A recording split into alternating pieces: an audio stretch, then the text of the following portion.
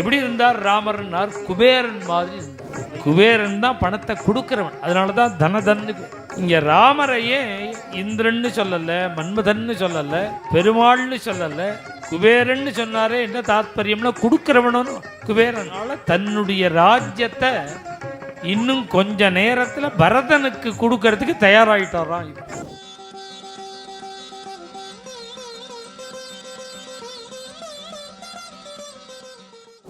நான் எப்படி ராமனை பார்த்து சொல்லுவேன்? தசரதன் அதுக்கு மேல ஒரு சந்தேகம் தசரதனுக்கு. நீ இப்ப கேட்ட இந்த வரன்ல பரத பட்டாபிஷேகம், ராமன் காட்டுக்கு போகணும்னு கேட்டிய இந்த வரன், இதுல ஒரு கால் பரதனுக்கும் பிரியம் இருந்தது. பிரியஞ்சேது பரதஸ்யைதது ராம பிரவ்ராஜனம் பவேது. பரதனுக்கும் இதுல ஒரு கால் இஷ்டம்னு இருந்ததுன்னா அவன் எனக்கு எந்த கர்மாவும் பண்ண வேண்டாம். மாஸ்மே பரத காரிஷீது பிரேதகிருத்தியம் கதாயு. நான் உயிர் போச்சுன்னா எனக்கு கர்மா பண்ணணுமே, பரதன் பண்ண வேண்டாம். என்ன ஆச்சரியம்! ஏன்னா இவன் தசரதன் பரதனை உன் புள்ள என்ன பண்ண வேண்டாம்னு மாத்திரம் சொல்லலை. அப்படி சொல்லியிருந்தாதான் துவேஷம்னு அர்த்தம். நீ வாங்கின வரன்ல உன் பிள்ளைக்கும் இஷ்டம் இருந்தால்ங்கிறான். என்ன இதே பரதனை முன்னாடி சந்தேகப்பட்டார் தசரதன். ராமரை ஏகாந்தமாக கூப்பிட்டு பேசும்பொழுதும் கிண்ணுச்சித்தம் மனுஷியானா, பழைய பரதன் நினைக்காதரா, இப்போ எப்படி புத்தி மாறி இருக்கோ தெரியல, அப்படி இல்லாம சொன்னவர் இப்போ சொல்கிறார், இப்போ நீ பண்ணுற காரியத்தில் உன் பிள்ளைக்கும் இஷ்டம் இருந்தால் அவர் ஒன்றும் பண்ண வேண்டாம். ரிஷம்சே, அதுக்கு மேலே வெய்யறார்.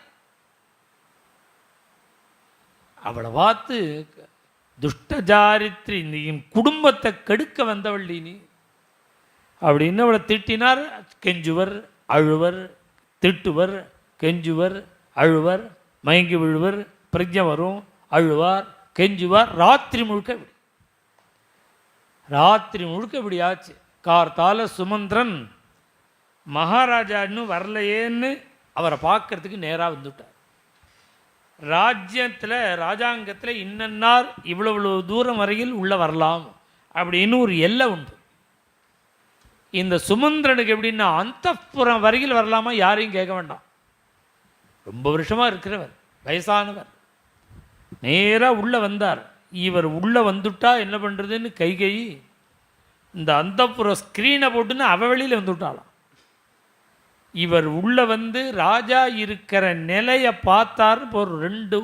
ஒரு 5 செகண்டு பார்த்தாருன்னா ராத்திரி 12 மணி நேரம் நடந்த விஷயத்தை சொல்லிவிடுவாராம். அவ்வளோ மேதாவியாக அவர். அதனால் அவரை உள்ளே விடக்கூடாதுன்னு இவ வெளியில் வந்துவிட்டான். உடனே சுமந்திரனை பார்த்து, ராஜா ராத்திரி முழுக்க ராமபட்டாபிஷேகம்னு சொல்லி அதை பற்றி பேசின்னு இருந்தே இப்போ ரொம்ப டயர்டாகிட்டார். பரிஷ்ராந்தா, டயர்டாகி இப்போ கொஞ்சம் தூங்குறார். அவர் ராமனை அழிச்சுன்னு வர சொன்னார். போய் ராமனை அழிச்சுன்னு வாங்கோன்னார். நேராக ராமரை பார்க்க வரார் சுமந்திரன். சுவாமி கார்த்தால மங்கள ஸ்நானங்கள்லாம் பண்ணி பீதாம்பரதாரியாக சர்வாலங்கார பூஷிதனாக அப்படி உட்கார்ந்துருக்கார். ஊஞ்சல் அப்படி ஊஞ்சல் ஆட்டின்னு இருக்கா. ஊஞ்சலில் உட்கார்ந்துருக்கார். தம் வைஸ்ரவண சங்காசம் உபவிஷ்டம் ஸ்வலங்கிருதம் ததர்ஷசூதா பரியங்கே சௌவர்ணே சோத்தரச்சதே. இப்படி சுவாமி இந்த ஊஞ்சலில் போய் சாஞ்சிக்கிற மாதிரிலாம் இருக்குது பார்த்தீங்களா, சோஃபா மாதிரியே ஊஞ்சல். அதில் சுவாமி இப்படி கம்பீரமாக உட்கார்ந்துருக்கார். அப்படி பார்த்தார் ராமரை சுமந்திரன். எப்படி இருக்கார் சுவாமின்னு? வைஸ்ரவண சங்காசம் இப்படிலாம் சொல்ல மாட்டார். மன்மதன் மாதிரி இருக்கார், பெருமாள் மாதிரி இருக்கார், இந்திரன் மாதிரி இருக்கார் கூட சொல்லுவார்.